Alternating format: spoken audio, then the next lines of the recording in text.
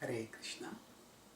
Question: how does the act of marriage, the ritual of marriage, change sex from bad to good, from wrong to right?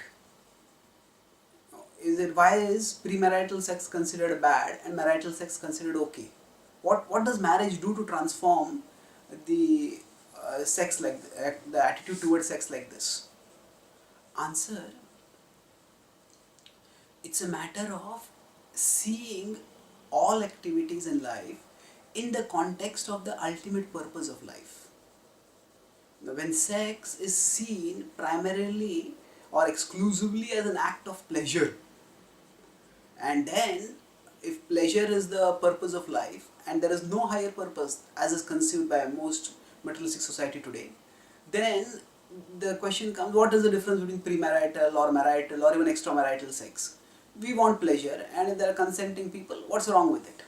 That's the question that comes up. So such a question, you know, every question comes from a particular worldview, and imposing the ideas of one worldview on another worldview doesn't work.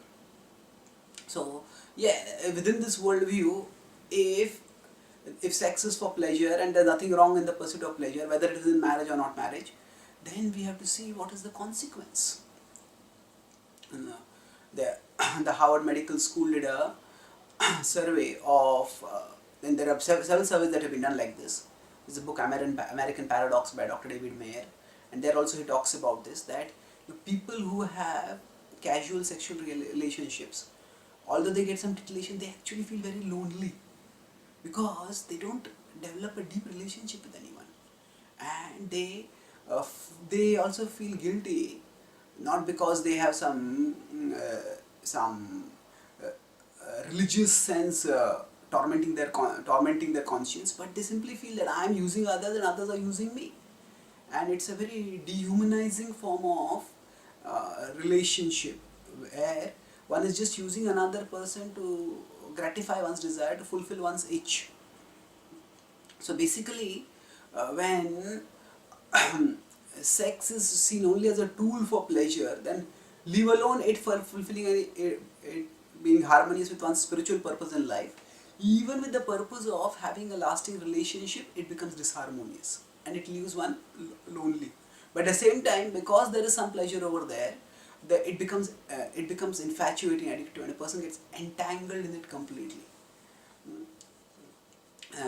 Quite often that happens when there's no sense of regulation. Now, the purpose of marriage, as I said, is to be seen in the context of the purpose of life. The materialistic worldview tells us that there is no purpose at all. We just are born, we live for some time and we die, and that's the end of it. Now we see everything in life as meaningful, and again the very fact here also, when we are asking, what is it that makes, say, marital sex okay and premarital extramarital sex wrong, that means we are asking what is the meaning. So within our life we look for meaning. Whatever happens, why did this person do like this? What is the meaning of this? We all try to have a sense of meaning, and we believe that life is meaningful, at least in the way we deal with events and we try to respond to events. And yet materialism leaves us with an ocean of meaninglessness in which we try to find out some small canals of meaning, some small islets where we get, okay, this event may be meaningful, this event may be meaningful like this, but overall life is left meaningless. And as I said, it doesn't bring any fulfillment to the heart also. So the Bhagavad Gita and the Gita wisdom tradition that offers us a spiritual worldview which tells us that we are at our core souls, and as souls we have an eternal relationship with God, and that relationship is the source of lasting happiness. So we have a vertical relationship with God, we have a horizontal relationship with people around us, and the purpose and perfection of life is to develop our eternal relationship with God and to attain eternal life with Him, in our identity, in our nature as spiritual beings, as souls. And everything that we do in life is meant to ultimately promote that purpose.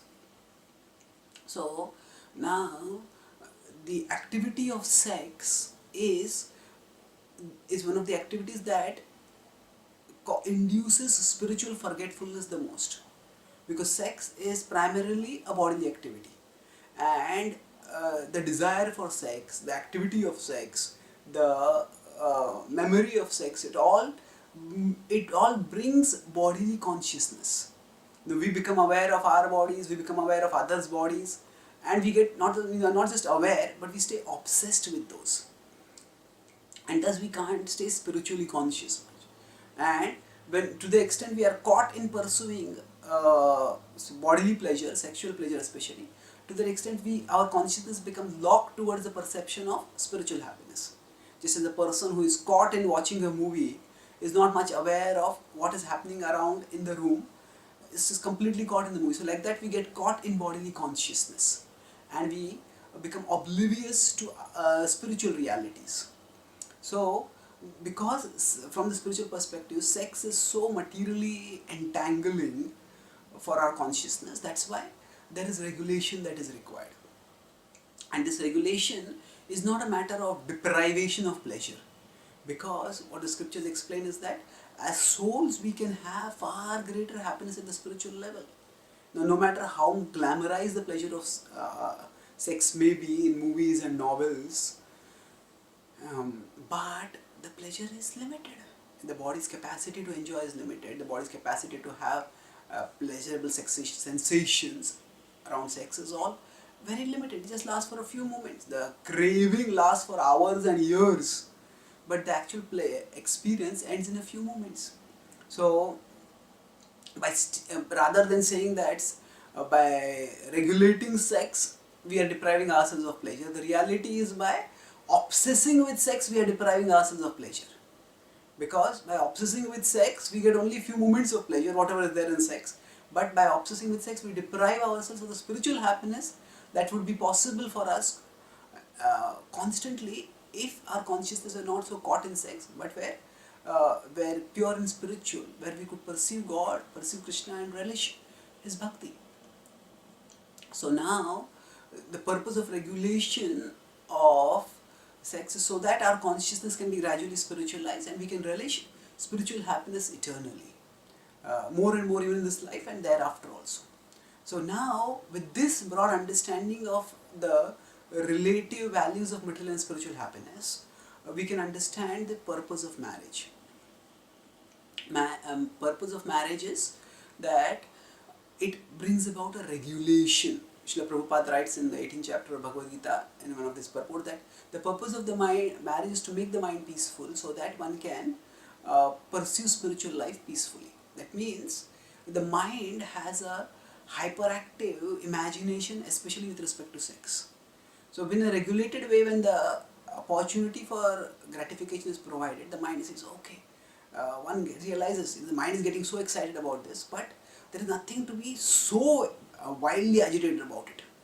And that way gradually, when there is an avenue for full gratification, at the same time there is regulation, then the mind starts thinking, okay, what is there any higher happiness? So instead of looking for material happiness, we start looking for spiritual happiness. If there is no regulation, then from this material pleasure, we go to the next material pleasure, to the next material pleasure, next material pleasure. Okay, with this person, my relationship did not work out. Then maybe I'll try with some other person. This person is not all that good looking. That person is more good looking. And in that way, we just, when there is no regulation, then there is never any realization. There is no realization that it is not, the problem is not the relationship with this person. The problem is not this particular form of gratification. The problem is that material pleasure itself is unfulfilling. If there is no regulation, then we think that, okay, it didn't work out with this person, maybe it will work out with this. It didn't work out in this way, maybe it will work out with that way.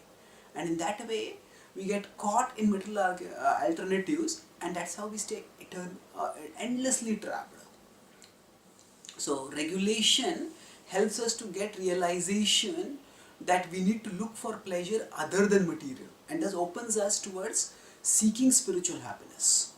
And further, even from the point of view of this world, actually the purpose of sex is procreation. There may be pleasure in it, but that pleasure is not the only purpose of sex, as is thought of in today's world. The primary purpose of sex is procreation, and when there is marriage, then the children that are born, there is a stable environment where within they can be taken care of. So Krishna says that dharma viruddho bhuteshu kamosmi bharatarshava, that I am sex life that is not contrary to the principles of dharma. This means that it is not sex itself that is taboo. It is it is sex that is divorced from the purpose of life and the purpose of sex itself. That is undesirable. So the purpose of life is ultimately to develop our eternal relationship with God and to have eternal happiness. So when sex is divorced from that, when sex itself is made into a purpose, into an obsession, then that is definitely undesirable. And while we are living in this world, we as humans, in fact all living beings procreate, and humans also we procreate, and that's how the human race goes on.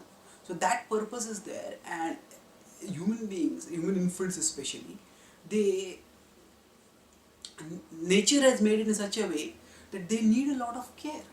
There are in some species the infant is just born and the infant just starts taking care of itself. In humans it doesn't work like that. The infants need a lot of support, and that support is offered through a family. So marriage, if marriage is seen merely as a tool for getting gratification, then there is nothing dharmic about that marriage. That simply is a legal marriage.